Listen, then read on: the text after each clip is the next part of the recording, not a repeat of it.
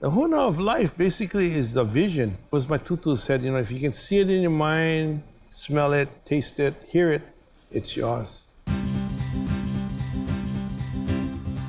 E ho mai kai ke mai luna mai e o nā mea huna anuia o nā mele e ho mai e ho mai e ho mai e ho mai kai ke mai luna mai e o nā mea huna anuia o nā mele e ho mai e ho mai e ho mai kai ke mai luna mai e o nā mea huna anuia o nā mele e ho mai e ho mai.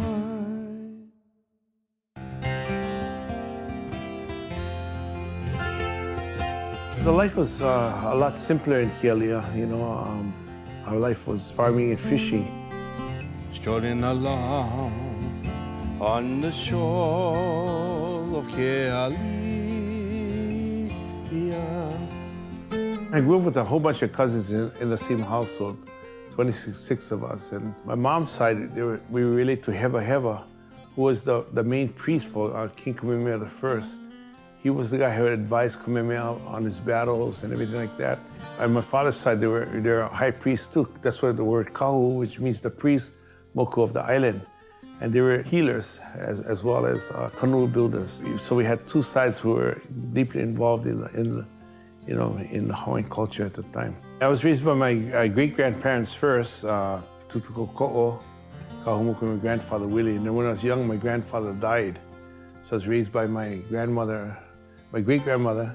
And she had a boyfriend named, we call him Grandpa Tommy, but he was actually her boyfriend, Eine. So I was raised by them. And my grandfather, my great-grandfather Willie, when he was alive, he planted enough food to feed 1,000 people, like our whole village.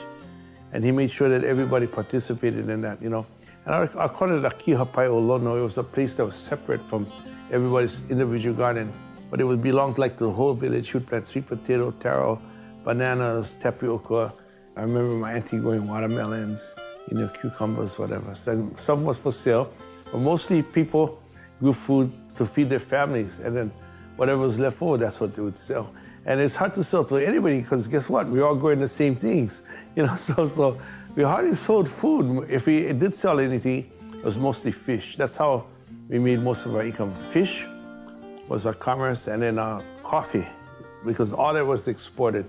We didn't even drink coffee, our family. We just picked it and sold it because that was our money making. And then my grandmother supplemented everything by making lauhala mats and lauhala hats. I remember going shopping, we'd go to Kainalii, which is like about, 19 miles away from South Kona where we were at, and get up in an old Model T. When we reached over there, my grandfather would sell all his fish, his opelu, And then when we go shopping, I remember our shopping list was really small. We brought home like 100-pound bag of sugar, and then maybe a quarter of a ton of salt. Salt was the main ingredient for shopping. And then my grandmother would buy a few odds and ends of material for clothing. And then we'd buy kerosene. That was it. That was a whole shopping list. But everything else we raised ourselves. So we had meat, we had horse, we had donkey, we had cattle, we had goats, that kind of thing. And then from the ocean, we had fish all the time. And my grandmother's so smart. We went down to the beach. We didn't take anything. We catch all the stuff. We could go down for a week. She'd dig in the sand. The water the spring would come up water. She'd fetch out the water. We had a well. And that's how we lived, First thing I wake up in the morning, my grandfather would be up early, making mamaki tea. Even before he started boiling the water, to make the tea, he'd bust out his guitar. He'd be playing slacky first thing in the morning, 3, 4 o'clock in the morning. That's the first thing I would wake up to, slacky music. And then late at night, where in those days, late was like 7 o'clock. As soon as it get dark, that was late. Everybody goes sleep. When it's dark, 7, 8 o'clock. So that's the last thing I would hear too, slacky music, my great-grandfather playing. So we'd sit down in like a big family. It basically was the sharing of time at Ohana, and my grandmother would tell stories about Pele, Kamapua, you know, the legends that came before us. Sometimes they were Bible stories or just stories about, you know, Aumakua, the shark, that kind of thing. And it would happen for about an hour, and then right after that, lights out, everybody went to sleep. You know, and it was like every night though. We'd have all these parties celebrating all these birthdays or whatever. And when my uncles were home, I remember my Uncle Charlie, Kahumuku, he plays ukulele, and he had a tipo, left-handed, and I had another Uncle Moses, played left-handed guitar. And then, you know, and Uncle Pilo would play right-handed ukulele. So everybody played something, you know, within our family. I had my cousin, Michael Na'ies, who was my first cousin, and he was like a couple years older than me. And I looked up at him because, number one, he played wonderful slaki, and then he was old enough, so when my dad would come home, my cousin was so good, he would take my cousin, who was only 12 or 13 at the time, into the bars. And they go play in the bars playing slaki music. There's always this big no-no, he can't touch his guitar, you know. But as soon as he put his guitar underneath the bed, but as soon as he went out to go to work out for 2-3 months, my two brothers would be jamming on it, playing Louie Louie. That was my goal, to get good enough like to be like my cousin, so I could go with my dad.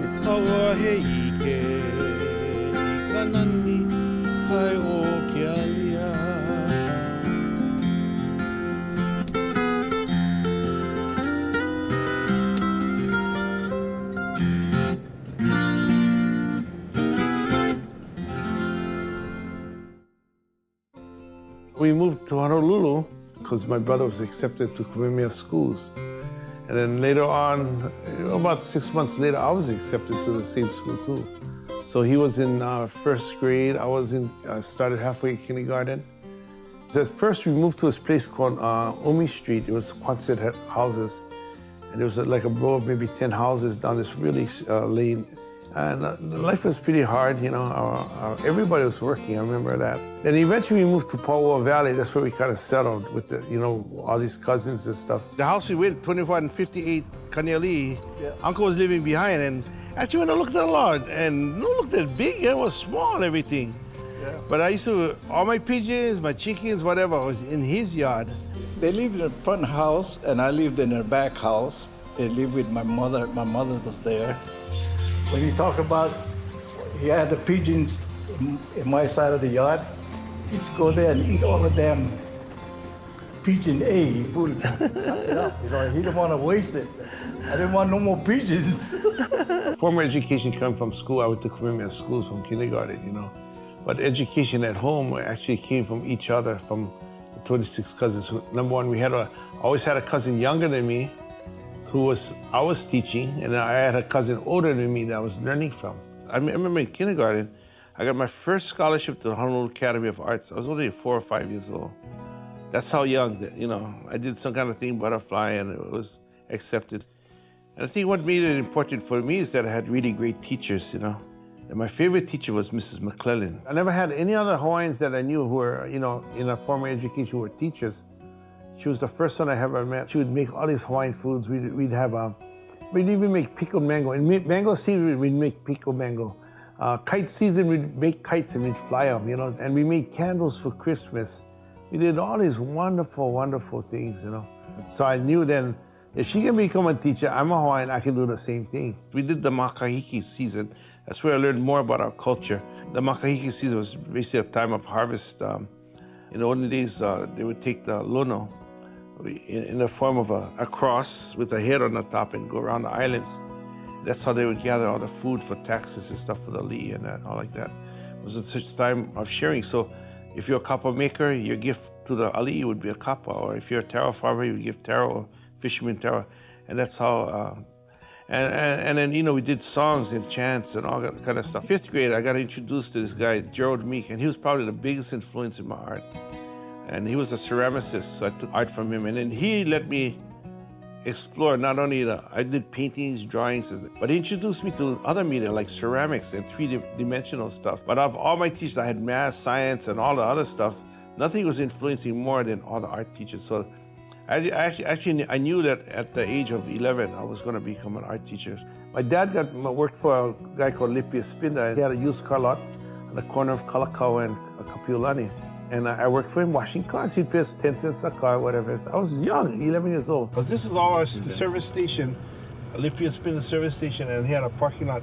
It was probably about 4 acres, and it sides a stream, right across the stream. So Lippy's, and then the Forbidden City was more to the left over there. Because, you know, we had a car wash, and we had a big parking lot, 4 acres of cars. And to me, money was money. So my goal every time was to make $1. You know, just hit that $1. So you had to do at least 10 cars. And then during the breaks, I had my slacky guitar with me. Next door to Lippy and Spindler's was a place called the Forbidden City, where young boys shouldn't be. It was a strip joint from 10 o'clock at night. But before that, from the hours of 4 o'clock, 3 or 4 o'clock in the afternoon to about 8 or 9 at night, it was a place where all the construction workers would hang out when they were building up Waikiki. And playing there was the great Sam Kaput Jr. and the great Kui Lee. Guys remember him? Yeah, he played. So I was playing my guitar during one of my breaks, and the great Kui Lee saw me here and he said, "Come on in, do a song." And I went in, did one song, the same exact song. It took me less than 3 minutes. And those construction workers, there's probably about 1,200 of them in there, threw money on the stage and for one 3-minute song, I made $27.10. Like working 1 month at Lippy and Spindler's, you know what I mean? Right then at 11 years old, I said, man, I'm going to be a musician. Music was always pretty big, and just as we are now, I was always sort of the business schemer guy, and George was always the entertainer. Well, I've known George for 44 years. We went to Kamehameha School together, and George is a 69 grad, I'm a 71, but I went there in 1968, so that's how many years we've been, friends. At the time, George and I were at Kamehameha School. It was a military institute, the only one west of the Rockies. And a lot of people don't know that Kamehameha School was like West Point. George's class was very, very prominent in Hawaiian music. Right around that era, it was just by chance, 67 to 72, in that small window of years, came a lot of musicians today that made Hawaiian music today. When you go to art school, you see all this weird stuff that people are creating from nothing. And I already saw that happening with my grandfather. The time I was 6 years old, he built canoes. So I saw him go up the forest, cut down the trees, bring them down and, build canoes. So making something out of nothing, that was the whole team. So what it reaffirmed is when I went to college, it showed me how to basically from like a drawing, you can make a drawing into, sculpture, you can make it out of bronze, wood, whatever you wanted to do. I was always drawing, if not on the sand or with charcoal and pieces of paper or whatever, pencil. And then I was always into 3-dimensional. So not only I could see things flat, but I could see it 3-dimensional. I built canoes, and practical things, bows, turning bows in a lathe. I knew how to do all of that. But mostly practical things. The most things I ever built was poi boards. And then when I went to college, there was this another medium that was readily accessible to me, which is casting bronze. And I had a really great instructor. His name was Charlie Simons.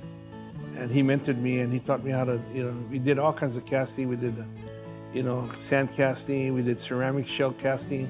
And this is the lost wax process. There's one of my projects that I did for him. So I was really, blessed.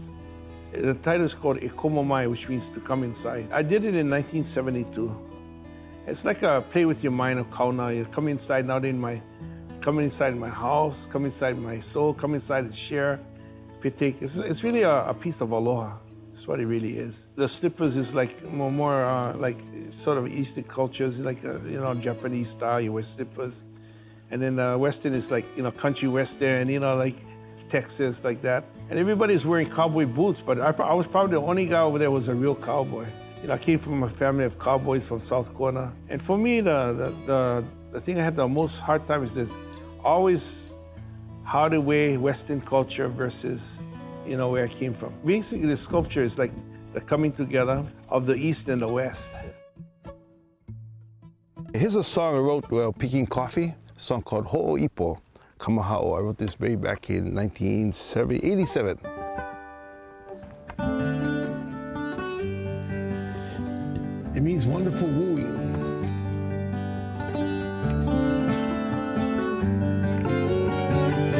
o he aloha la I ka ua li ila Na po'ona o ka la ho o ipo ka mana o la He mana o he aloha la I ka ua li ila Na po'ona o ka la ho o ipo ka mana o la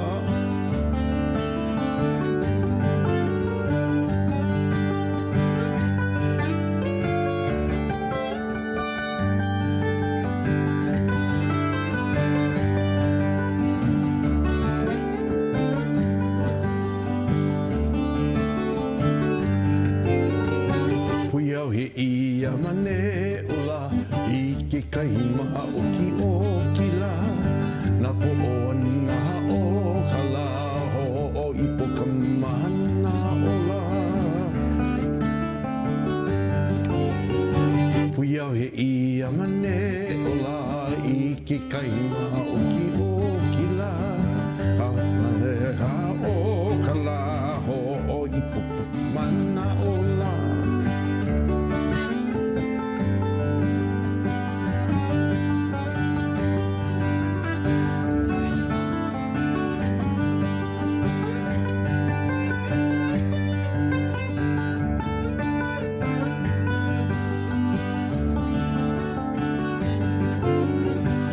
Ina mai ka puanala I ka ua li ila Na pu'ona ha o ka la ho o ipo ka mahana o la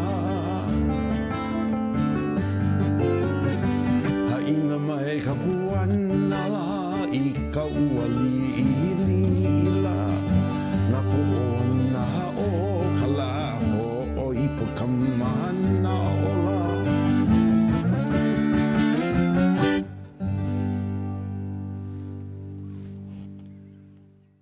In 1972, I had a dream about going back to Kamehameha schools and working. The dream didn't make any sense at all because when I went to Kamehameha, we wore uniforms, white shirt, khaki pants. And later on, we wore, military uniforms and all like that. But in a dream, I was down at the beach, no shirt, kids with shorts. So it didn't make sense to me at the time. Then I got a call from Kamehameha schools. They wanted me to come back teach at Kamehameha. So I said, I'm fulfilling my dream. So, I pack up everything. When I reached Honolulu, the tide had changed. They had hired somebody in-house. Then they offered me a part-time job, which is like only 4 days a week, which means I wouldn't have health insurance, all this different stuff for my young boy, who was about 3 years old at the time. So I go back to the Big Island, and my parents have this house. We had a huge garden in our back, had a taro and everything. And all my kids at the time, with my first wife, Penny, we hanai'd about 11 kids. With Kyoki made 12. So we had all these kids to feed and everything like that. So that's how we got back into gardening and then farming. In the meantime, my brother Moses wanted to start entertaining, but he didn't know any Hawaiian songs because he grew up with my mom. He knew he loved the hula songs, but he wanted me to play music with him. So we ended up playing gigs all over the place. We were known as the Kahumuku Brothers. We'd always go every evening down to my cousin Michael Nahi's place, and we'd just jam and play a lot of Sons of Hawaii music and stuff. And that's what kicked it off. Our first gigs together was family functions and stuff. So then I get a call again. Same guys, Kamehameha schools. Hey, we read your resume, saw you wrote grants, you got to work with alternative kids, all like this. They wanted me to come down to Honolulu, the city of refuge. They got this alternative school starting up. So I went to Kona to check it out. And as soon as I walked onto the property, I saw my dream that I had in 1972. This 4 years later, I see everything.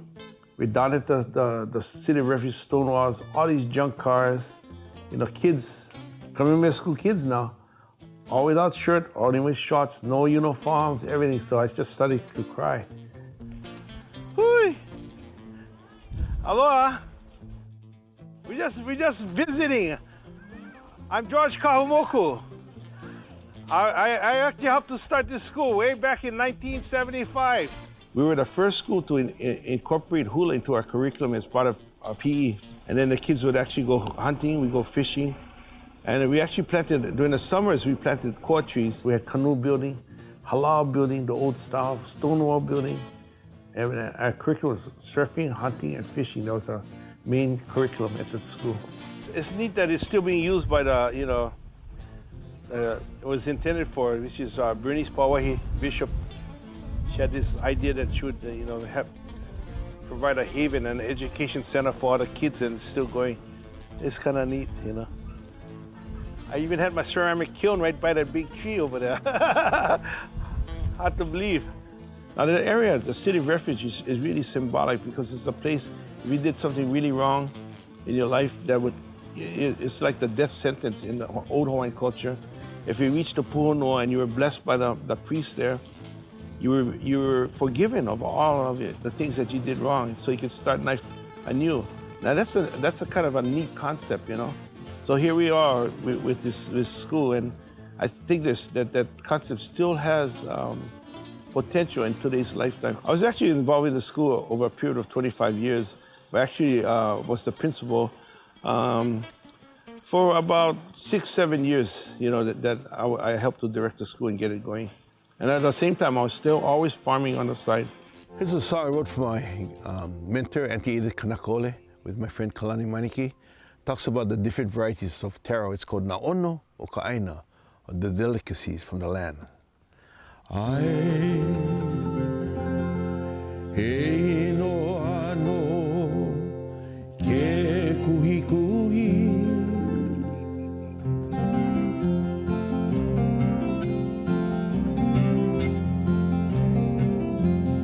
O nakalo na ono o Ka'aina, ha'iwi tuamo. Kalahui hiwa uahi a pele o ke alo uahi o kanu'imi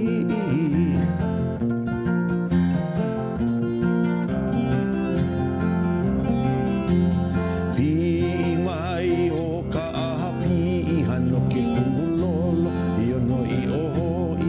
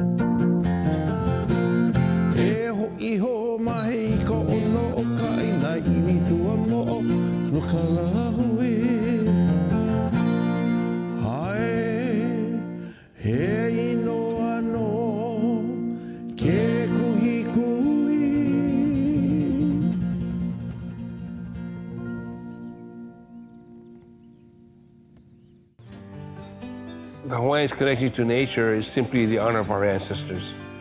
When they return from a place called Po to this place called Ao and come back as Aumakua, they are nature.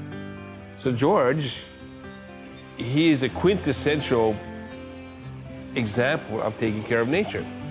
He knows how to grow things. He knows that they're connected to him. He takes pride in what comes out of the ground, and he understands that what we do to Earth could eventually affect us. He was an innovator, and I don't think he even realized it. He just wanted to get back to his roots. Every weekends, whenever I had a break, I would come over here and try to clear this land. It took me like 2 years just to clear the road so I could get up to the house. I would clean all this road before. It wasn't wide. But look what they had to cut through. And you don't want to cut on top. You just want to cut so you can get out of here. Woo! These 2 trees is the ones my great-grandparents planted. In between this is the only cleared spot. I built a 3-bedroom house out of black plastic right here. This duct tape and rubber tube. And that house lasted for about 6 months till mango season came. Everything's just so overgrown. These guys, like, you can tell my cousins, they're not farmers. I built this house probably in 1982. That's all secondhand lumber. This house cost me $5,000 to build. When you first approached George's farm, you saw the animals and the plants, and everything worked together like it should be. These are individual pig pens. You cannot see them right now. I had sows all over here. I even had pig pens all up there. Looks like they took them down. And these are individual pens right here. See what I mean? He was very in touch with nature, and he wanted to use the manure from the pigs as fertilizer on his crops. And it was that thinking of being sustainable that led to the development of the dry litter pig pen. Working with the University of Hawaii, they got this idea to use macadamia nut husks in the pen so that the pigs are being raised on the green waste and composting right in the pen. I thought it was a great idea because we do have spoiled macadamia nuts that we can't use. Also, we've always known that pigs like macadamia nuts. They'll just crunch them right up. And then over here, this is all a compost over here. These are individual pens that you can go from pen to pen. And each one of these pens were at 25 pigs. Man, when I think about the stuff I used to do, I cannot believe myself. I traveled around the country looking at all these different hog facilities, and the biggest thing that they had was with groundwater. And the thing is, we leased about 300 acres of macadamia nuts, so we had this byproduct, which is the macadamia nut husk. It's sort of like sawdust, but it's very spongy and absorbent. And I saw that this could be an answer towards, our groundwater, instead of just keeping washing off the pig pens with water and then pumping it into the, where are you going to put all that water and all that sludge and everything like that? It was newsworthy, and people wanted to go see. He got a grant, and they built the pens so that it would slope to make the compost easier to collect. It would actually work its way out of the pen, and it was genius. To me, that was the answer, and it worked really well because, number one, no smell, the pigs are completely healthy, and at the end, you have this rich, loamy black compost that you can use. And I used it on my coffee, my macadamia nuts. We used it on almost all the vegetables that I grew over there. And it's still working until today. There's other farmers. There's probably about maybe 25 to 30 different farmers that have modeled their farms after our farm. I don't know how I used to keep up, but I did. Hawaiians were farmers, and they were very good farmers, very smart, creative farmers. And George truly is the evolution of that background. I ran a statewide program for agricultural leaders, and we recruit from around the state. And George was nominated for the program and selected. And he was, I think, one of the best investments the foundation made. He epitomized the kind of ag leader that we really wanted to invest in. It's kind of amazing coming back and seeing everything. I guess in your lifetime, you can just do what you do as one man, one person, I always thought he was a magician. Although, he had only one body, but he acted as though he had a dozen bodies doing so much. Running that farm and everything, and then going to play music, Mauna Kea Beach, yeah? I knew George first as a farmer and second as a guitar player. And so I believe all the way back when I was the chef, I didn't even have my own restaurant yet, but I was the chef at the Manalani Gallery. This had been about 1985, 86, somewhere in there. George was selling me herbs and so forth. And then, I think one time they mentioned, we play over at the Mauna Kea Beach Hotel. I believe that's where they were playing at the time. I'm, that's cool. I wonder if these guys are any good. Hello. We came to the Mauna Kea Beach Hotel on a fluke. What happened is we're backing up Ernie Cruz Sr., which is, they would have country western day or something on a Wednesday night here at the Mauna Kea Beach. So I play rhythm and a little bit picking. My brother was the lead guitarist for him. They wanted some Hawaiian songs in the end, which Ernie didn't know, and so my brother and I did the Hawaiian songs. They loved our music because everybody in those days wasn't playing too much Hawaiian music. So besides teaching school, I started, playing music at night. It was very enjoyable, Mauna Kea, and when you enjoy doing something, people feel that. They were awesome, They have that rootsy feeling.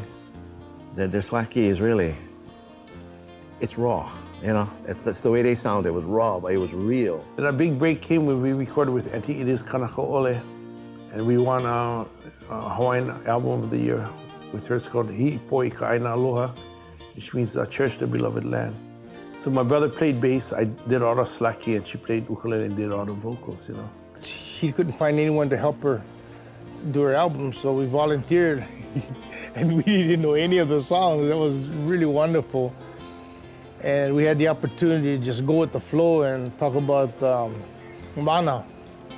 Boy, when you work with a lady like that, it's just wonderful.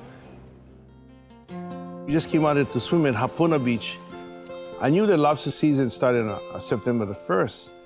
So what I did is I went out into the ocean and I had this big rubber tire. It was a big truck tire, and a big pakini. I was thinking, I'm gonna fill this thing up with lobsters. So went down, went out, underwater flashlight, diver, goggles, fins, no spear, just with gloves. And I filled up that whole thing, maybe about 30, 40 lobsters. It was just daylight coming out, 4, 5 o'clock. I see two guys walking on the beach, two big Hawaiian blalas, I said, oh, good, we can share this. Hawaiian style, we always share, if somebody helps pull up your canoe, you give them a couple of fish, whatever. I think getting closer, the sun's starting to rise, I see their badges, their chest starting to shine. So then the picture, oh no, this doesn't look too good at all, So they put their hand on my shoulder, and it says, what's your name? I said, oh, my name's George Kahumoku. So it says, George Kahumoku, you're under arrest for trespassing. And the worst thing of all is that I didn't even get to eat one of those lobsters. So what I did is I just went down and it's public record. You can find out in Hilo who else got arrested. Wow, God, there's 200, 300 other guys got arrested just like me. So we took them to court. A lot of our kupunas came up and stood up to the plate for that. The guys were still living at the time, And the whole idea was access to the ocean, We just wanted to, here we are, Native Hawaiians been going down, not only Native Hawaiians, everybody. Go down to the ocean, we go fish, we go hunt, we abiding by the rules. So the court case goes on. But what I didn't realize is the judge, Shinichi Kimura, when he was a young man, he was Hanai, just like how, I Hanai kids to a Hawaiian family. Because he was raised as a Hawaiian, he knows these very exact places. He used to go diving here himself. So what he did is he did something really great. And he said, people should have access to the beach. And when they got a big hotel like this that closes access to the beach, guess what? They gotta give them parking stalls. Guess what? They gotta give them facilities to take a shower, bathrooms, and a place where people can come. And because of that law on this island, every single island and every single beach on this island has public access.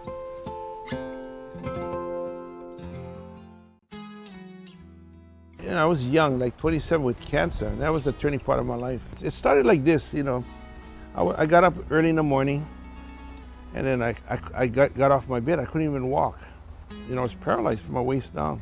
So I go to the doctor, and he says, well, you got to go in the hospital. He's going to do a biopsy. So he puts me to sleep. This is like, 2 o'clock in the afternoon. The next morning I wake up at 10 o'clock. And here all on my bedside is my mom, my aunties, everybody. My wife had called my whole family, and they said, they didn't want to say anything, but they know it was cancer already. But nobody wants to tell me. So they wait for the doctor. So the doctor comes, tells me that they did a test, and he thinks it's cancer. Then at the time, he gives me only 6 months to live. So, here I am in the hospital with only 6 months to live. So I figure, okay, what can I do? So what I do is I call my tutu, who raised me, I tell her about this. She said, well, let's try to do something. And you just see it in my brother's facial expressions when I go visit him in the hospital and stuff. I mean, there was multiple things going on all at once, you know. And I was reassured by my great-grandmother that he was going to be fine already. And, you know, so I took my great-grandmother's word for it, and I believed her. So there's a thing called Kukulu Kumuhana, where everybody fasts, the whole family. They also pray. So I took the Hawaiian medicine, I drank it for 5 days. And after my 5th day, here I get a call in the morning. It's my tutu. And she says, oh, you had a dream. I said, yeah, I had this dream.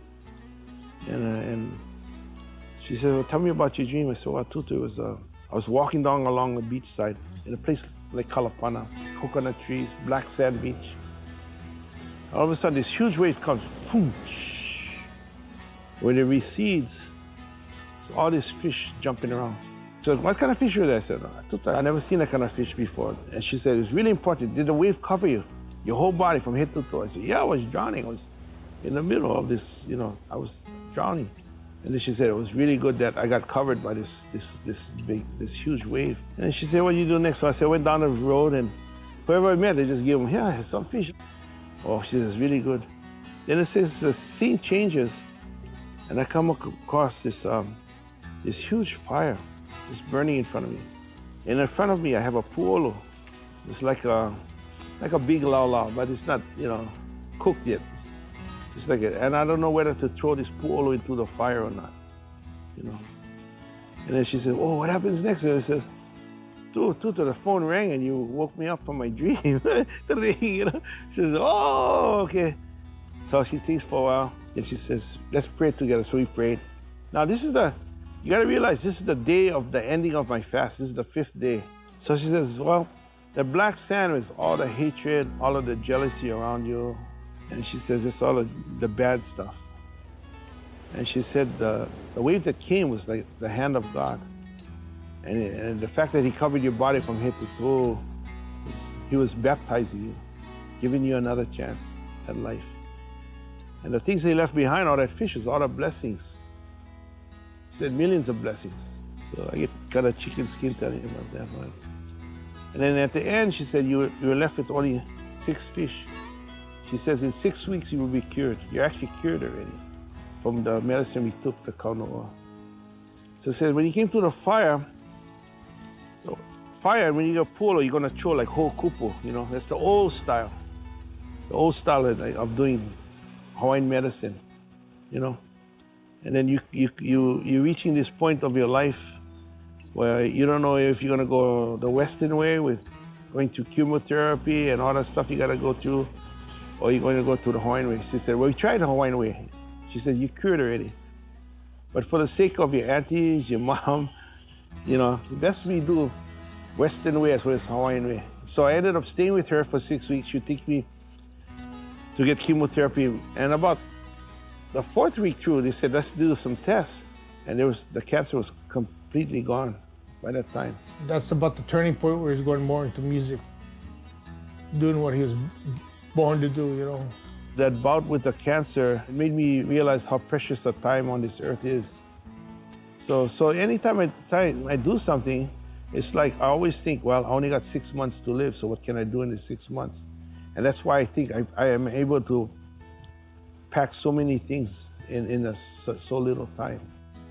This song is called Kahalewae, the West Maui Mountains. It means the house that holds the water.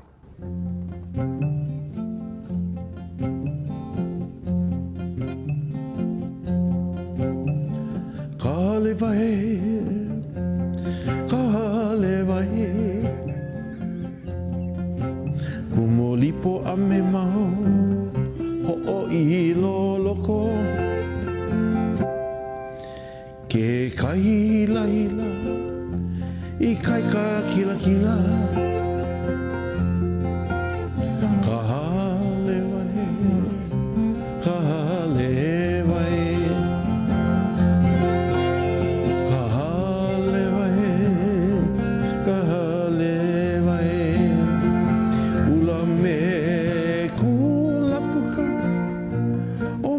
Ava, ava.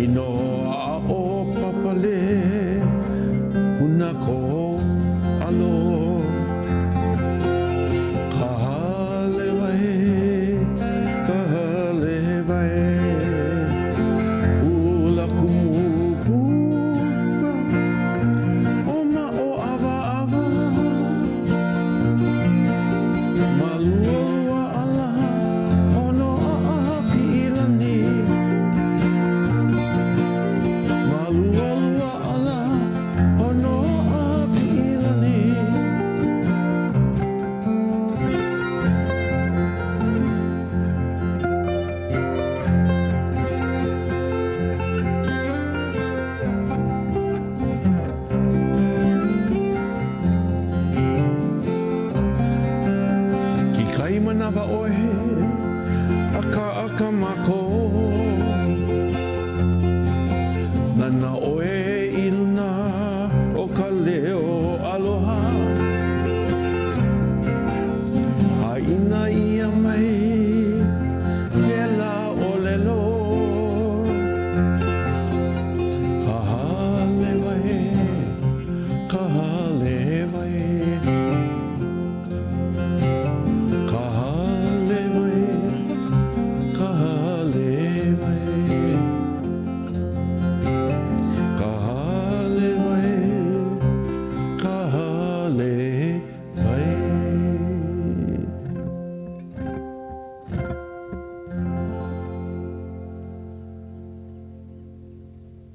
Mauna Kea, basically, they closed the renovation for a 2-year. It was supposed to be a 2-year reconstruction of the hotel, the infrastructure. And lucky for us, you know, there was an assistant general manager who was here.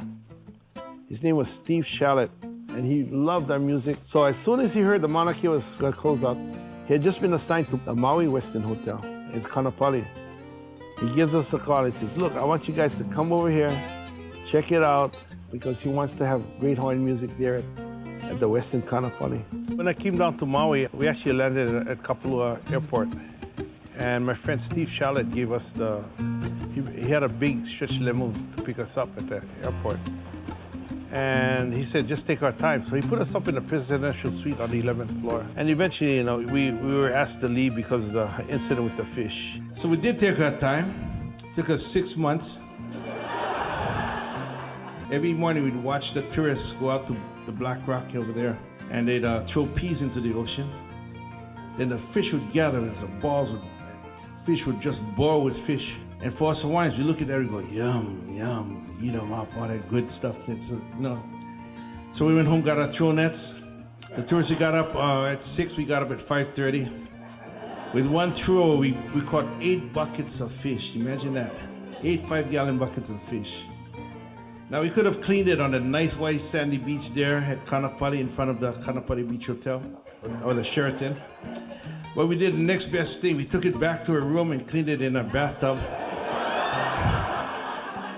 And after a while, the drain didn't drain too good, so we, you know, with the scales and the guts and stuff, so we started to flush it down the toilet. And then the toilet didn't flush too good. And we didn't realize it, but we were on the 4th floor. So when we plugged up our drain, guess what? 5, 6, 7, all the way up to the 11th floor, we're all plugged, you know. Then we got this brilliant idea. We're gonna make a barbecue on our balcony. We didn't have you know, like a grill, so we went into the ice box over there, took out the ice box grill, and we started a little fire, you know, just to, you know, grill that fish. It's really good with shoyu and chili pepper water. Some mayonnaise, just peel that thing off and dip it inside. And then, so as we were waiting for the coals to go down, we wanted to clean up and take a shower, but guess what? The bathtub's plugged, right? So we go down and we actually take a shower, and then we hear these sounds like, oh.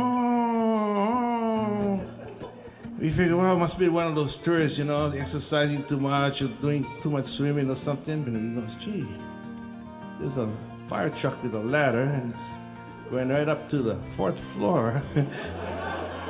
I mean, I'm telling you, it's just a small little fire there, but this guy with a big water hose opens it up, hits the rocks, makes a big puko hole into the sliding glass windows, floods the whole room. Anyway, to make a long story short, we were asked to vacate the premises. Kyoki was with me. He wanted to do it. Basically, we played from around 3 in the afternoon to about 9, 10 o'clock at night. So it's about 7-hour gigs. I'm used to a really full life. So here I am playing at the West End from 3 to 5 in the afternoons, and then from 6 to 9, and then from 11 to 1, 2 in the morning. But I got from 2 in the morning till 3 in the afternoon. Then I saw an ad in the newspaper, you know, first of all, that they were looking for substitute teachers. So first, I started to substitute. They said, you know, they really need a special motivation teacher, which would be working with alternative ed. Well, here I was from Kona, 25 years working with alternative ed. So It was just a natural fit. So I was here from 1992 to December of 2010. He talks from experience, and I think that's what especially kids pick up on. It's not some adult telling them, oh, you should do this, you should do that. It's an adult who's doing it, that's sharing with them how he does it, and you should try it. He knew how to handle those students who couldn't make it in the classroom, you know. So you give them an alternative. So it was like Hawaiian plants, taro, you know, go out there, farm. It gave them self-worth, you know. George doesn't work on teaching. It just comes so naturally to him because he lives it. Now, you wish you had college teachers, graduate school teachers like that. You're not going to find people like that in most. That's a natural gift for teaching, so rare. This was his classroom, and it's a fairly small area, so he had outside here in the planter boxes, he had things going on out there. He had, you know, behind the classroom, he had gardens, like you said, and it's the penultimate form of project-based learning. You gotta realize I'm always into plants and mulch and all of that anyway, so I figured, well, this whole side of this wall can be a garden. So we planted beans and, you know, stuff, and then cucumbers and basil, and before you know it, we were eating out of a garden. He'd grow everything from fresh herbs to tomatoes. I think he had corn, he had the papayas there. He had all kinds of stuff. It was quite a variety, you know, like the produce section of the market. It did bother people on this hall when he would do the jam sessions or when he would decide that he would butcher some kind of animal. But during the jam sessions, if it was my free time, I'd come join them. When he started cooking pots of stew outside, I made sure he knew that I wanted some, that he had to feed me. There was one particular day when nobody was learning, and on that day, my buddy was killing chickens. There was a bunch of roosters, and they'd be crowing, they'd be, you know, and there's only so much you can take. So what I did is set up a trap. I caught these 3 roosters. The reason I brought it to school is so they're beautiful, so everybody would draw the chicken. So we all drew the chicken. And we have feral chickens on campus, so you know, it's not completely unusual to hear them crowing or whatnot, but this particular day it was pretty consistent and loud, and I walked out of my classroom and came to the stairs over there to just kind of figure out what was going on, and I realized that some of these chickens were in cages, and there were kids, you know, drawing chickens, and it was just kind of like, okay, George has something going on. And at about 10 o'clock, then it turned into biology class. And then maybe an hour or 2 later, I realized, oh, I don't hear any more chickens. Awesome. The kids were going, what's going on, what's going on? So I actually let them stand on the porch and watch George and 5 or 6 students butcher chickens. Took them apart, so this is the heart, okay? This is the liver, this is the gallbladder. So the kids could actually see, it's like biology class. I remember seeing a bunch of feathers laid on the floor over here in that sink right there. And then a few minutes later, I smelled chicken cooking on a grill. And I was just like, no, really? Then it turned into lunch class, you know. So this whole classroom would always be filled with 30, 40 kids. And sometimes, you know, they didn't have money to afford, so we'd be cooking in here almost 5 days a week. I knew he didn't bring a chicken just to paint it or draw it. There was something behind that, so it was tasty. Great story. But the underlying tenets of it are that he used whatever was available to him to bring the real world in. He provided nourishment on every particular level you can imagine for these students. He was a unique teacher. He took students that were having difficulties and really helped to inspire them and help turn their life around. He was able to help both students and others outside of his classroom learn about sustainability and about agriculture and about the importance of family and music and how all of those things as Hawaiian students really were important to them from a cultural standpoint. Without him, I don't know where I would be today. She was there like on parent, like my mom and my father. He's still a teacher. He always is wanting to share his knowledge, his mana'o about everything he has in his brain from his whole life experience. One day, Ed was in the taro patch with George and a handful of kids. And I was sitting on a bench overlooking that. And beside me was a boy, and he said, Mista, he really likes to make things grow. He likes to make us grow, the kids. He likes to make us grow and the plants. And I just thought it was perfect. My whole goal, my whole life, I guess, in teaching was always self-sufficiency. How can you be self-sufficient within yourself so you can take care of yourself? Then later on, how can you take care of your family?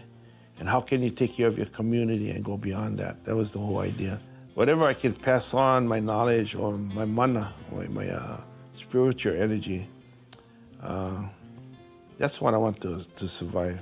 It's a song I wrote for David Malo Day called La Kavika Malo. I wrote this song, I think, in 1994.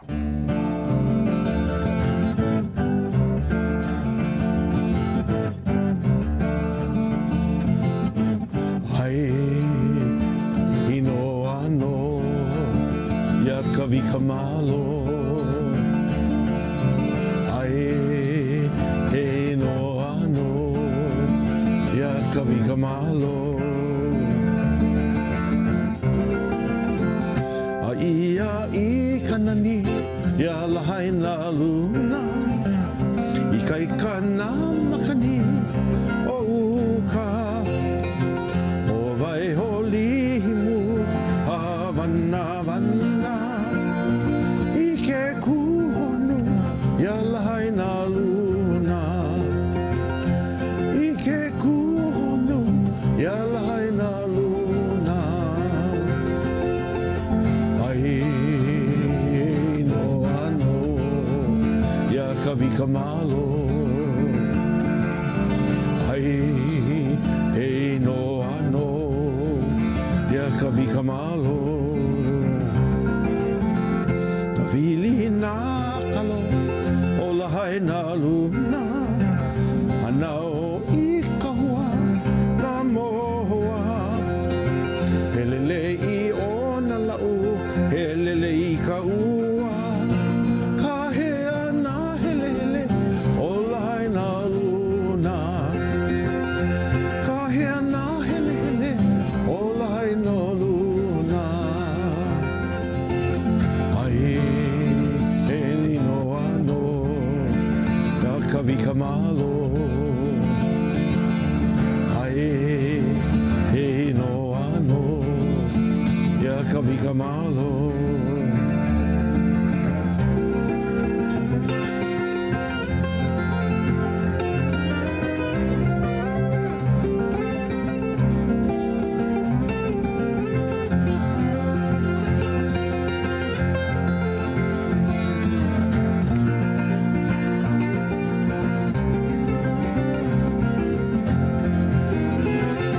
Kani piu na pua o lahai na luna o mahi ai o hana lima malama pono na li o kuho hono lepo kuho hono a Ike ku ya lahai na luna Ike ku hono ya lahai na luna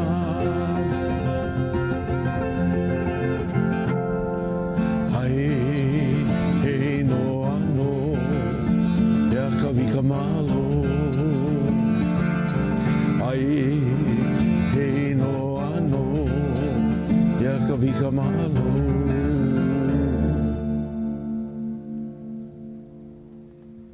You know, I had to make a choice between Lahaina Luna and teaching at the college, and I was offered this new position to be the director of the Institute of Hawaiian Music. You know, I prayed about it, and you know, I've been on Maui for over 20 years already, and I played music for so many of these different events. So I had a foothold in the community, so I felt I had the connections to make it happen, and I really felt that it was needed. He's giving everybody an opportunity to think, to believe that they will make something out of themselves. That great poi bowl of talent that we have here in Hawaii, George is mixing it up and says, here it is, here's your opportunities. It's not just book study, it's working with mentors and then going out and expressing themselves with the music they're learning. So it's unique, one of a kind. The music part, when I look at my own life, is only about, I'd say, 2 to 5% of what Hawaiian culture is.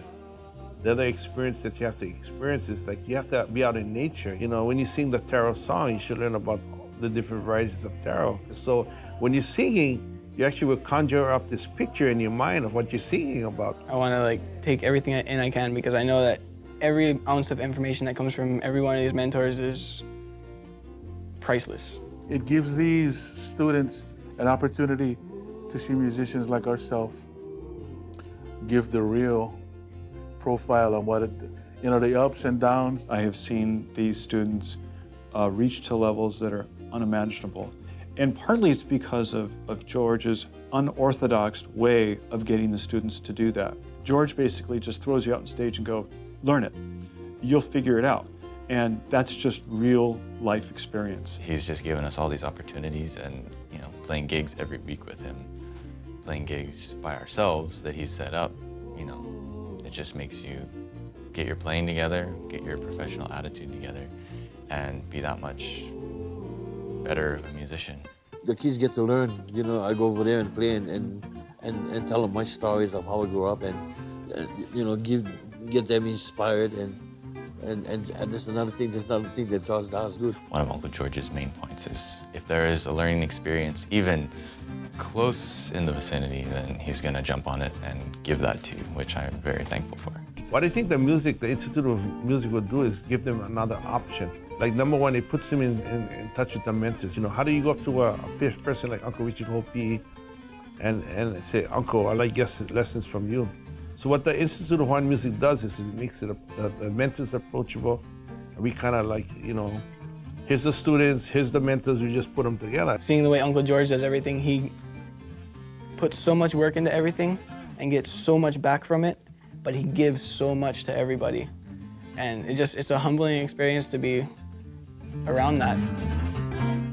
We learned all of this music from my great-grandparents, aunties and uncles, and it passed from one generation to the next and to us. And the way we learned was the old style of learning, through listening and observing, using our senses. So here it is, I went to college, got my master's and all this in business administration and in sculpture and then even education. And I'm actually falling back on the talents of my roots. Fred Johnson, who was a great lover of music and been a DJ. He made a tape for me.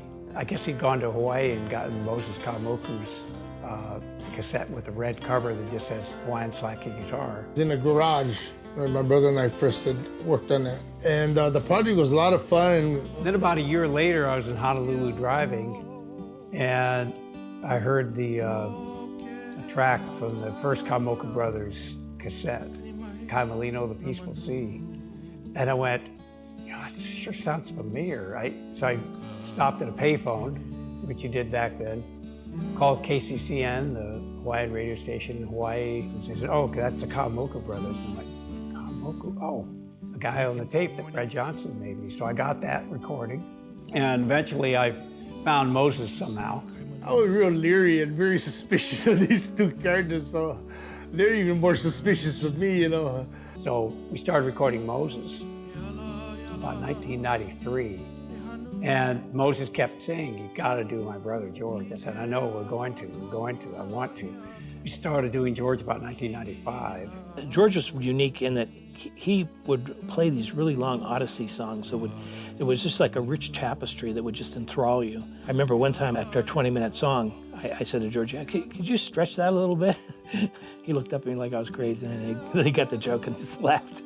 So we just started accumulating recordings. We put out 2 CDs. We had a bunch with him and Bob Rosman. What Dancing Cat accomplished was to document the 3 royal families of Slack Key and get all the music possible, study the tunings, make it available to the world.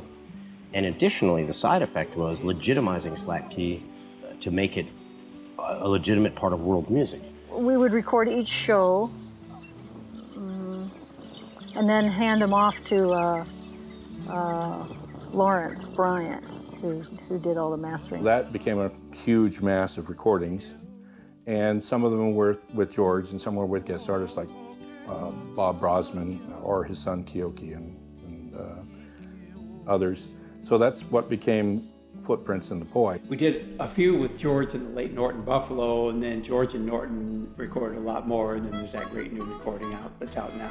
It was sort of an impromptu get-together. Norton had a recording studio in the backyard, and he and George went out, spent the whole night recording. They had a few, Norton had a few original songs that he wanted to teach George, and likewise George had a few. So they did a couple of original songs each. I believe they recorded probably 20 songs that night. Yeah, it was unheard of. He took so much to the Hawaiian music. He really felt it, you know.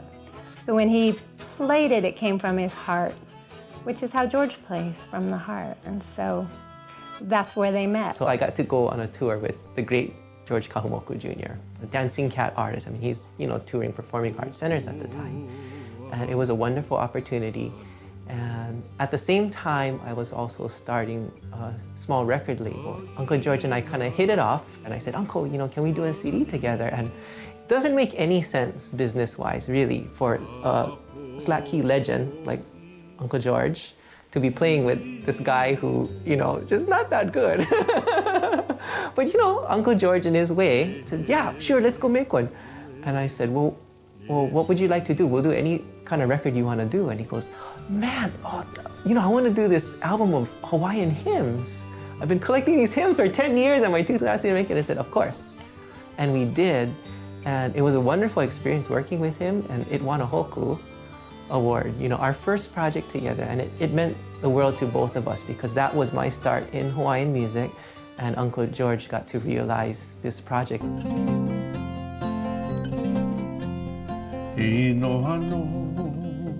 I don't care if a piece is 100 years old or a day old. You know, a great song's a great song. It's just compositions, you know, the stories are great, the melodies are beautiful. You can have 10, 12 string players line up.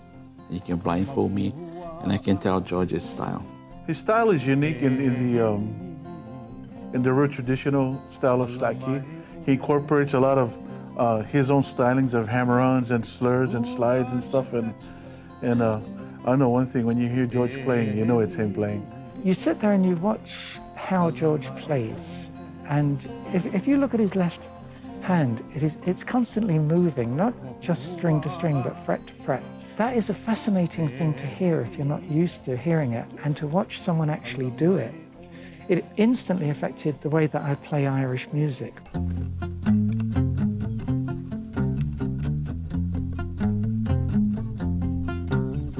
He represents Hawaii. He embodies what the aloha spirit and Hawaiian music, like roots, you know. He embodies all of that, and he takes you on a journey. It's almost like you're in his living room with him. You know, you don't get the feeling like you're in a big concert hall. He just sort of brings this intimacy. For George, there's no dividing line between audience and stage, and then just getting to know his audience as people. And I think that, I mean, that's part of who he is. It is that human contact. One day, George brought in his mom, Eileen Perez, and we recorded 3 songs.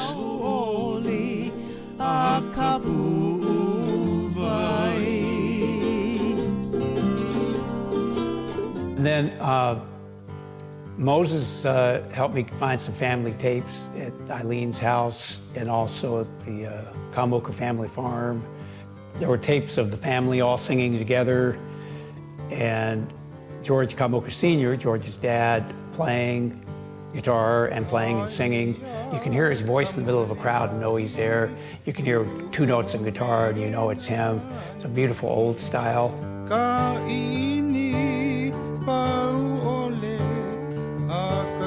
It's been great to work with George Sr., Moses, and Eileen, and one way or another. There have been plenty of people who have observed George being so tired from farming that he can go to sleep playing music. One time he was at Ed Bigelow's house, had fallen asleep on the bed, was still playing. That night, he played a song Ed had never heard, and so finally Ed took the guitar out of George's hands, pulled up a blanket on top of him, came back to our room. He played it to George the next day, and he said, "Hey, George, what is this?" And he played it. And George said, "Where did you hear that? I haven't heard that song since I was a kid." And I think of that often because what it says to me is how much music he has in him. George, probably of all the Hawaiian artists that we've worked with, is the most open to trying other musical experiences. He was like a kid in a candy store, just going around and talking to all the other musicians and looking at their instruments and learning about their culture, and then opening up and sharing the Hawaiian stories and Hawaiian music with them. We'd be on the road, say in Oregon, and there'd be a bagpipe player, and you would think bagpipes and slap key maybe don't. Not for Uncle George, no. That didn't stop you. Playing music with George, he's very, very good at supporting. He'll play in the background and he'll throw in bass lines and he'll do all this stuff to support the person who's doing the feature spot. You know, he's very, very good at that. You know, that's a talent that not everybody has. Hey, go.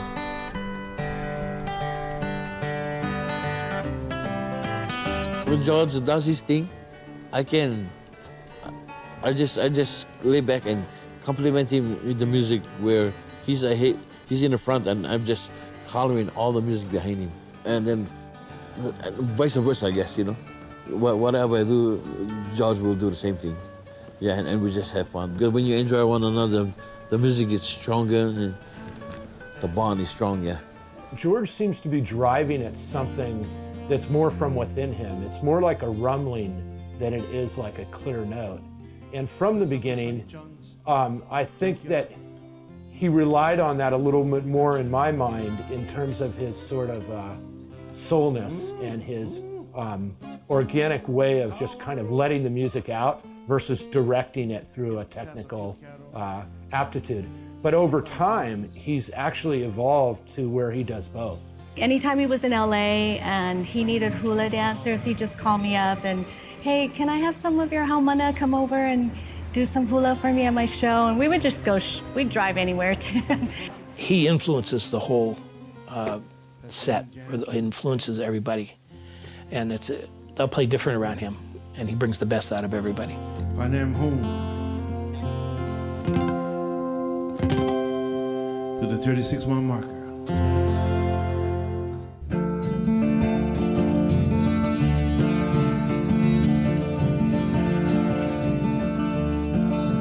Mele no nalio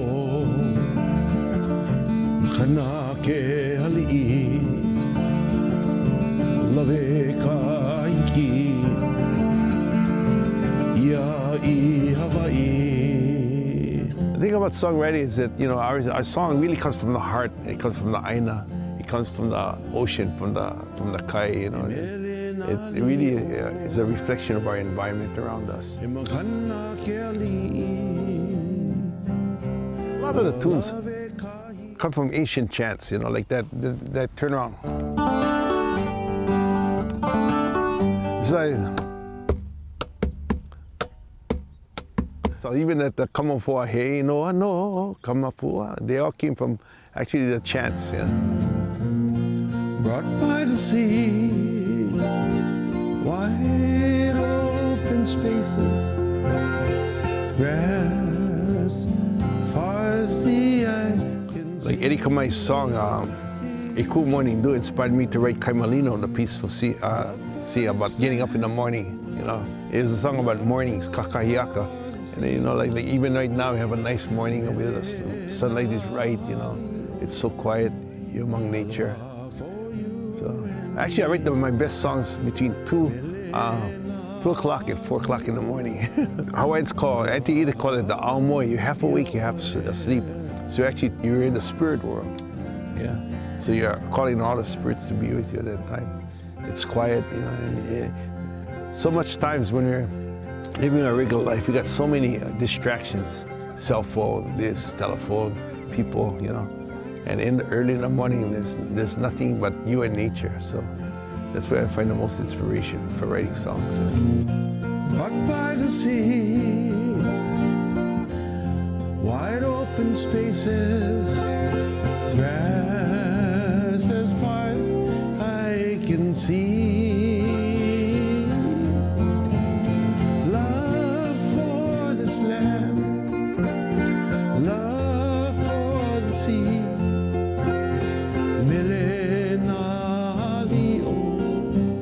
Aloha for you and me.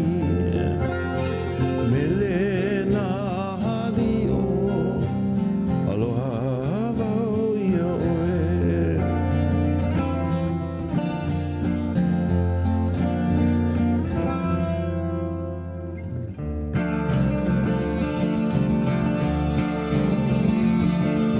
Viveros nos enseñó. Chao ya la sol, chao ya baso, chao la guitarra, chao ya caballo,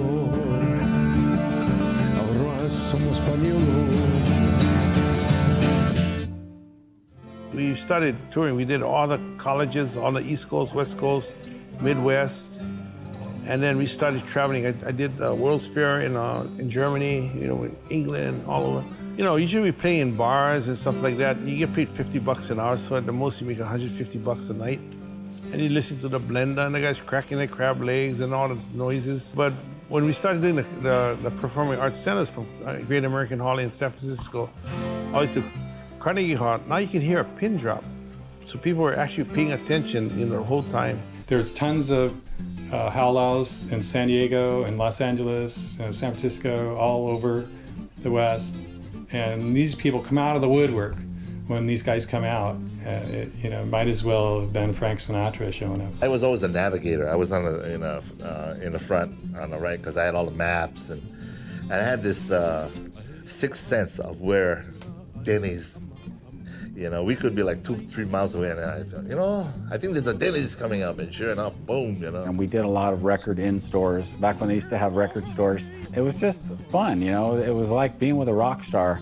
And of course, the people at the store or the people at the radio station didn't know who George was when we got there, but I can tell you by the time he left, they knew who George Kahumoku was, and they had a stack of CDs, you know, to take home with them, and they'll never forget them. We were sitting around one time, a couple of guys in their 50s talking about what we want to be when we grow up. And I said, I've always wanted to be in the Library of Congress with a book published. And George said, I've always wanted to get my stories written down. And that was the birth of the Hawaiian Life. Just spent hours talking to each other, came up with the shark story in the swimming pool in the Holiday Inn in Skokie, Illinois. You know, that's when he told me that story, I thought, oh, we got something here. I said, we just go as it, you know, as it comes, you know, just have fun. We never know what's going to happen, but I know it's going to be all good. We were just developing memories and friendships, and just, you know, the most important thing was, where are we going to eat? One of the first times I ever did a show with him, he was at the time he was living in Santa Cruz, and we had a show in Sacramento. This is in the 90s. And he came to pick me up, and in the van he had like 2 coolers full of food, 4 days worth of food. I mean, you just don't go hungry with him. Branson is like going to another world. We were at a theme park, but it was very family. It was really fun. George and Nancy had their own little hale. They were like mom and dad. He would always like text me. I always thought it was weird that Uncle would text me, but he would text me. He's like, come over and have dinner with us. I think having everyone at the table and just talking and laughing and just eating amazing food. And like, it just really brought everyone together. When we went on tour in 2002, he kind of took me under his wing. What I loved was hearing George talk pidgin on stage, and and then my tutu climbed the tree, and then, he's just talking pidgin. And that was great. George is more than happy to just sit there and sign autographs. And he will not stop or leave the venue until every person that wants to meet him and get his autograph has. We got lost in Philadelphia and looking for the Rocky statue, and found out it wasn't where it was supposed to be. It had a police officer on the side parked, and Keoki rolls down his window and goes, "Hey, brah, where's the Rocky statue?" And the police officer goes, "Are you from Hawaii?"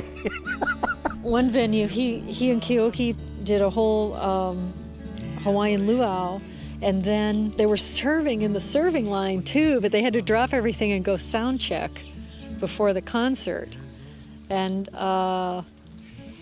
I think the adrenaline helps him get through that. As soon as he gets back home or back to the hotel or something, he's out like a light.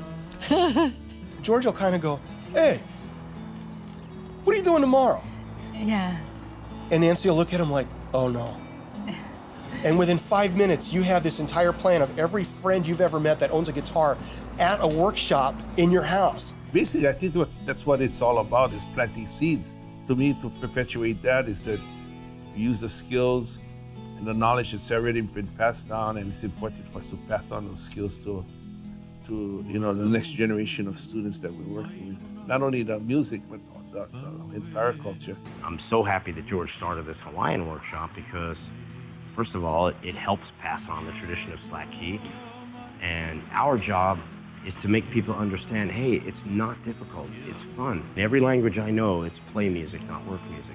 The food is also very important, and George prepares at least half of the dinners and lunches that we serve. And, that rolls right into his Hawaiian need to feed everybody.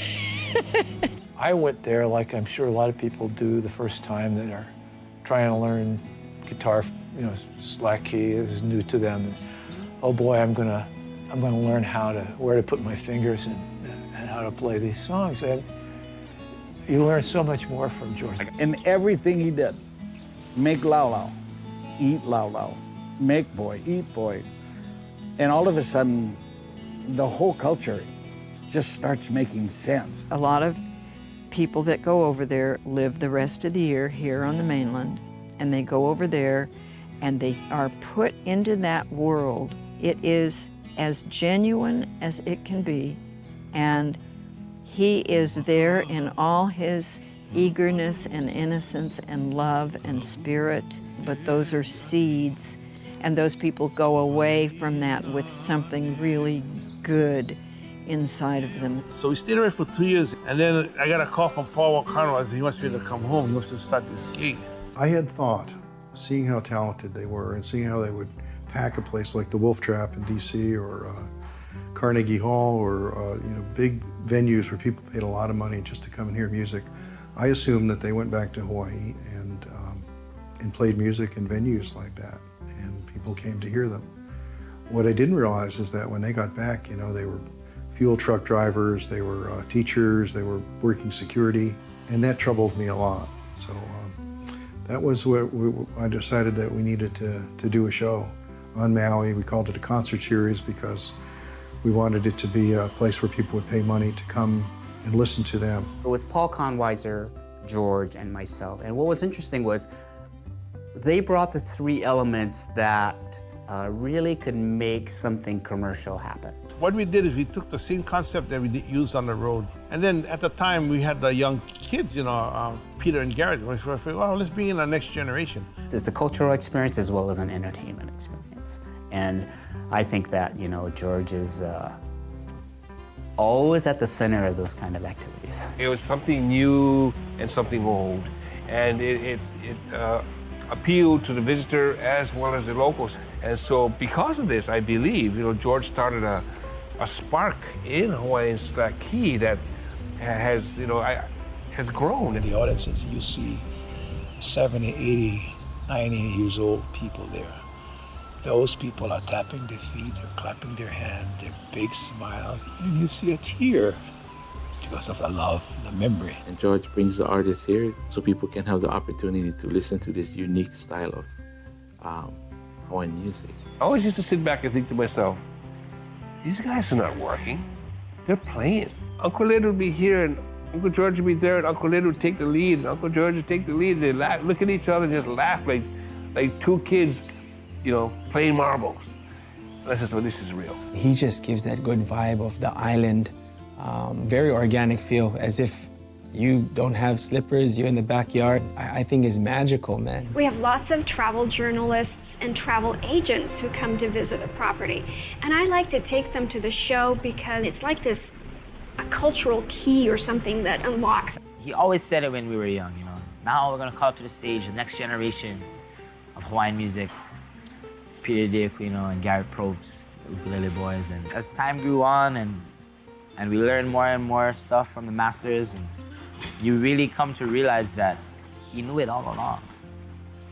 He knew what he was doing when he first met us. When he first turned off my mic and my ukulele so I couldn't be heard, but I could play on stage.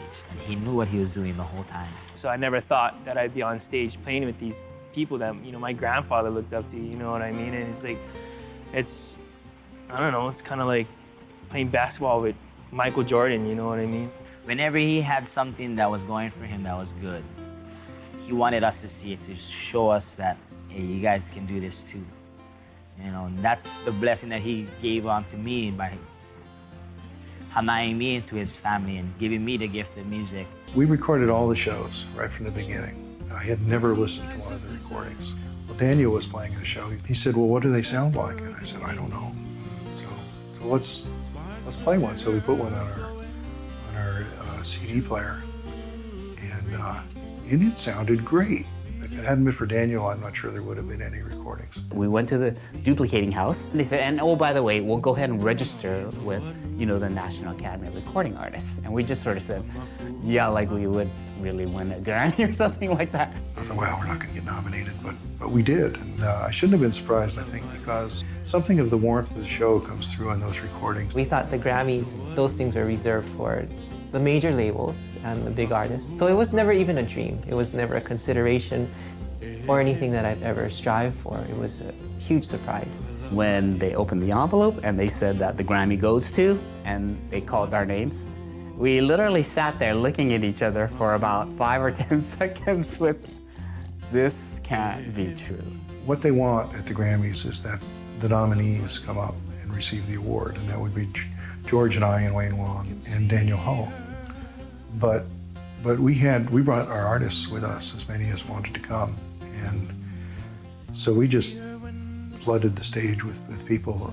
We found out later they weren't too happy about that. To me, I just say, the hell with this. I'm just gonna do it my way, Ohana style. You know, so I just sneak everybody up there. Oh yeah, these are all part of us. We take the picture, and before you know it, we're gone. It's nice to have your trophy shelf. It's nice to have all these wonderful awards. But for him, I think it's just an example that he can show to kids to say, I'm just a local boy. I just follow my kupuna's wisdom. I just carry on my kupuna's practices. Look what they did, because they recorded all those concerts. And look what happened to Hawaiian music. And it is a very great thing that it happened. And I think what Paul and Sandy did with their idea of the concert series is the perfect aftermath of what George Winston did. These are huge things in the story of Slack Key and getting it out there to all the rest of us so that we can all be a part of this profoundly moving and beautiful music. Here's the original song I wrote about this Aina, my beloved land of aloha at Kakulua.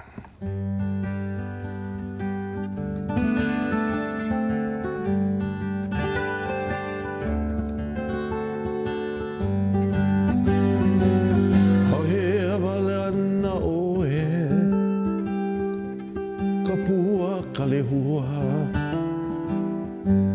ka aina aloha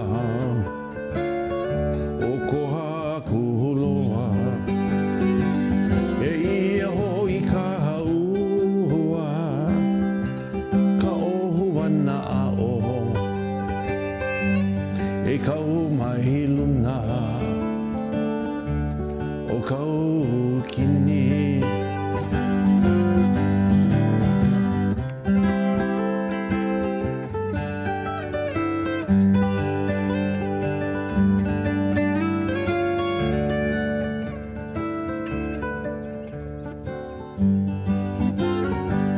E aina ulu vei, honua honu,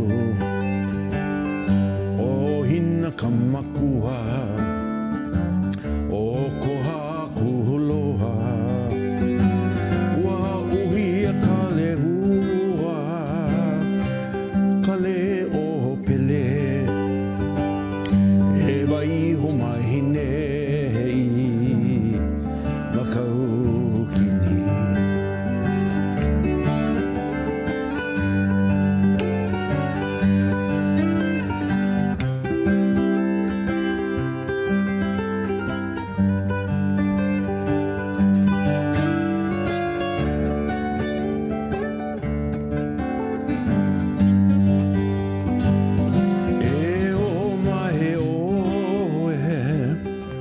Kapua kalehua o ka aina aloha o koha kuloha e o mahe oe kuupua kalehua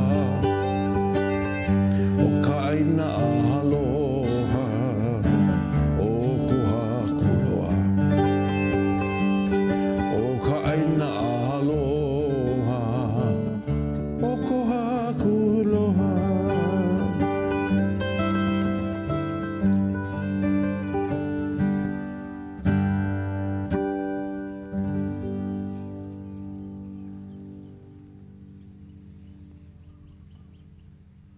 We're the people of the canoe, you know.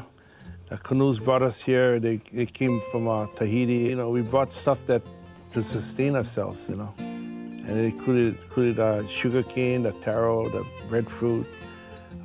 So anytime I move or anytime I'm doing something, I'm actually like traveling with my canoe. So wherever I settle, like right now we're in Kakaloa. So basically I brought all my canoe food with me. Stuff from, you know, I've been collecting for years. We got about 60 varieties of taro here and maybe 30 varieties of sweet potato. We actually got 3 varieties of mamaki tea. I didn't even know there were 3. I only thought there was 2. But and then maybe about 30 or 40 varieties of tea leaf. So basically we're bringing the stuff that to help sustain us, you know, from one place to the next. That's what the farming is about. He's not only helping in terms of teaching people how to live, but he also is promoting an agricultural life, a lifestyle, and promoting the growing of your own food. A lot of people talk about self-sufficiency, but very few people live it. And George definitely lives it. We used to plant this around the hills. It's a curly variety that you know, sacred. So what this whole Hawaiian plant tea leaf all around the house because we believe it brings mana. Usually he tries to get you there earlier than most people get up, because he's up at like 3 or 4 every morning. But I usually roll in around 7 or 8, always offer to cook, you know. Anytime you go to Uncle George's house, you're gonna eat good. And then we get straight to work. The experience that we all had working on the farm and being there and seeing it added just a tremendous dimension to an understanding of the music and the culture. Just an amazing Kahamoku day of sharing and learning and just mud and wet and dirt. So, what a great experience. Going to the farm with him really early in the morning and bouncing and talking to you, hoping you're going to get there alive and all that. And he's fine and the phone rings and he's playing music. But conversation is interesting. But then when he gets there and he walks there, he puts on the boots and he walks down with the armful of greens for the goats. He turned to me one time and he said, I need to do this here. This is my meditation. I plant almost everything that I like to eat. I mean, you know, it isn't only a Hawaiian garden. You know, my wife loves broccoli, so I plant that for her. I love to eat beans and beets. We got kale, you know, Chinese cabbage, mustard cabbage, pak choy cabbage, all these different kinds of cabbages. We have about 35 different kinds of fruit, citrus fruit. So I would plant stuff that, you know, I would like to eat. There's no grass. His front yard, he's got tomatoes and gandudi beans, and I mean, everything is edible there.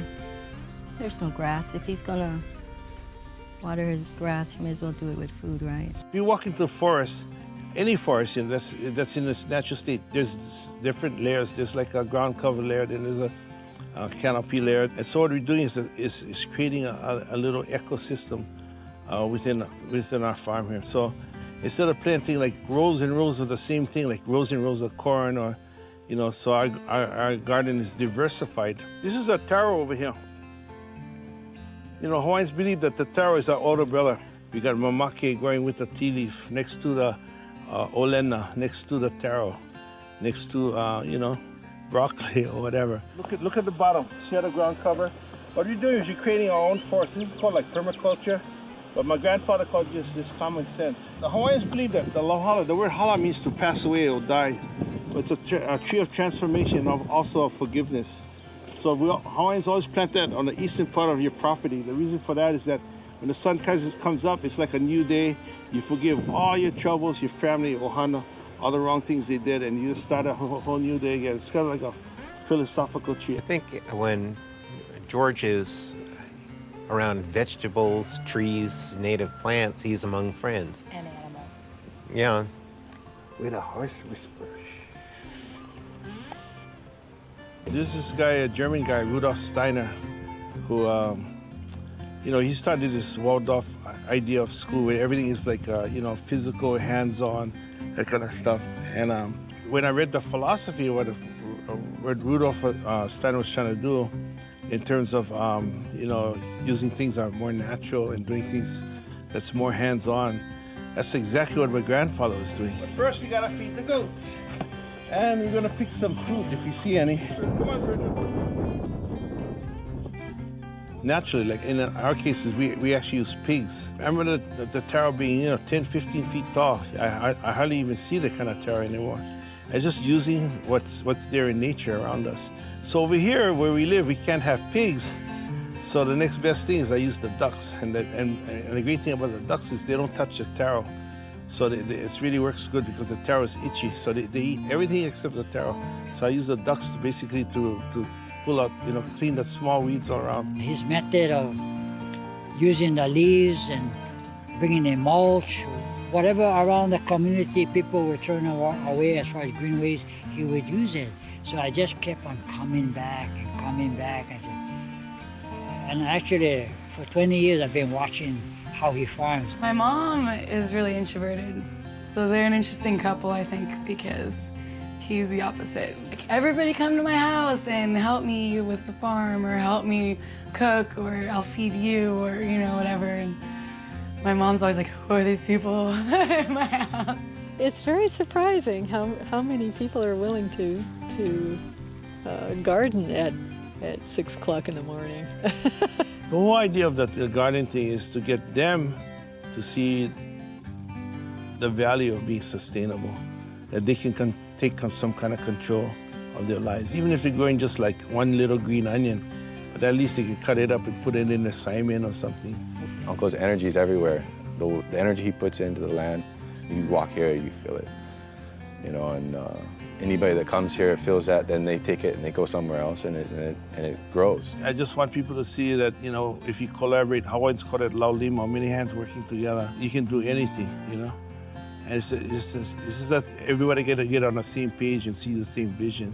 Really, anyone who takes an interest in what he's doing on the farm will get sucked into the whole thing. So if they're willing to come up and work up here, or help him with, cut fish, or, skin a deer or something like that, they're going to get a lot of instruction over the years by that connection with the farming and the lifestyle. I wasn't just out there doing manual labor, that he was teaching me about the Hawaiian culture and the Aina, the land. And that he was giving me the history of the music and where it would come from. This space is called the Free Farm, and it was a burnt-down church that needed to be transformed. And George Kahamoku Jr.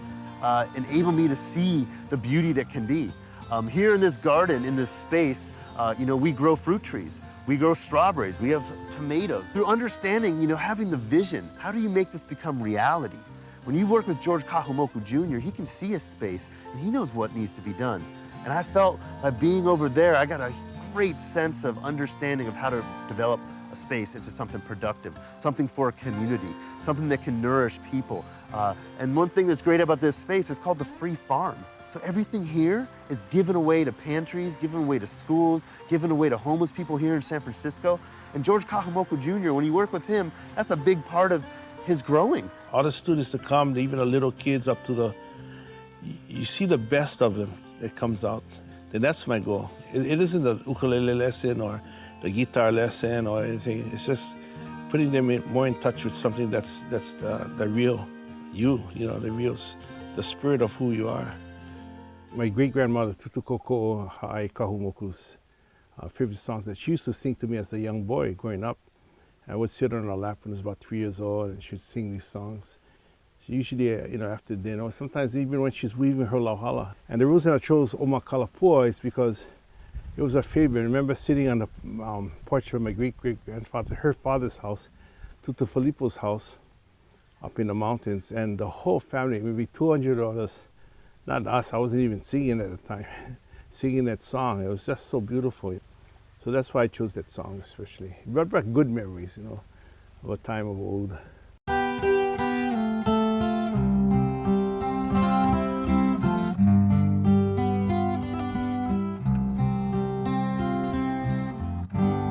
Makala pua uma Hie hie O kalei o Kama kaeha No kama kaeha Nali awahi Nakawahine Hihe Nepua Ele Ihoi Ele ni ula Ni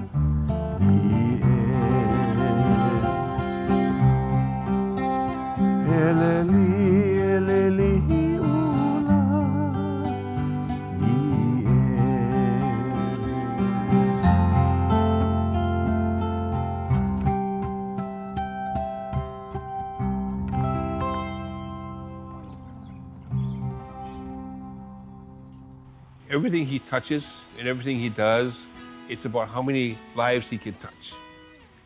And I always say that, it's like every life you touch, it may be a petal in a flower, and the more flowers you make, the more beautiful your lei becomes. Well, George's lei is worldwide now. When people look at George, they need to know that George is not doing this for George. This is one of those pay it forward things. That's his mission in life, is to be able to give everyone the opportunity to learn, to enjoy, and to be able to get that first seed planted George's name is Kahu Moku. The Kahu is one who cares for many, many, many people. Moku is a district. So you know in that name is a history of that behavior. Hawaiians call it ho'omakaukau. That's one of the values I hardly see anymore. They talk about aloha, they talk about laulima, people working together, they talk about kokua, kuleana, but they don't talk about ho'omakaukau, which means to make ready. And that's the sense that I got from my grandfather. Everything he did is make ready for the future. It seems like he's always feeding you. And it's so Hawaiian to say, hui, mai, e ai. That is, when you see a stranger, you're supposed to call, come, mai, e ai, and eat. So not only is he feeding you, but he's feeding your heart and your soul and your mind with all these experiences that he shares with you. It's not about a business thing. It's about him and his culture and how you want to share that and live on with people forever and ever. Not only the Kanaka Maoli, not only the Hawaiian people, but the rest of the people of the world. My generation and the generation after me, I really believe we're kind of losing touch with our culture. So to have people like George teaching myself and my generation, and then I can do the same after, speaks volume. He's worked with everybody in Hawaii, and they want to work with George. I think it's because he's a great musician, but I also think it's because he is the Renaissance man. He doesn't let go of what was Hawaii in the first place. Our spiritual way of describing a person from Hawaii or of Hawaii descent is, in the traditional, is He Hawaiiao. Yeah, and He Hawaiiao, again, literally, it means I am Hawaii. Yeah, and to me, George Kahu Moku is Hawaii.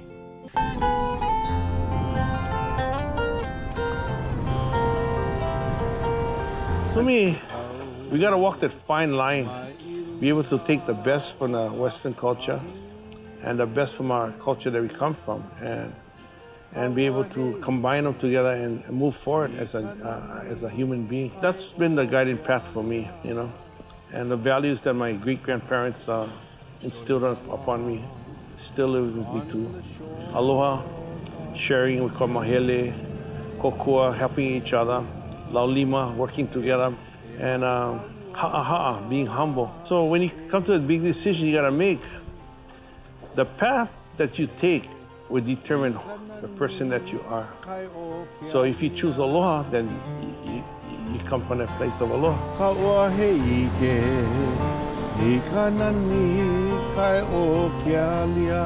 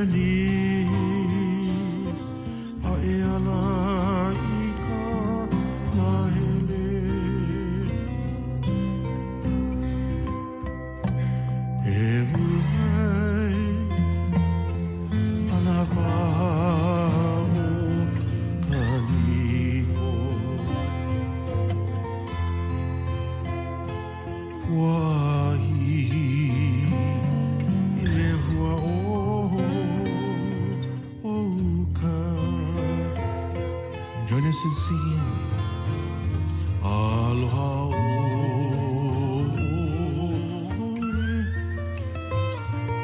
Aloha. Eke o na no. Eke o na no. Ikarimo. Of one grace. Of one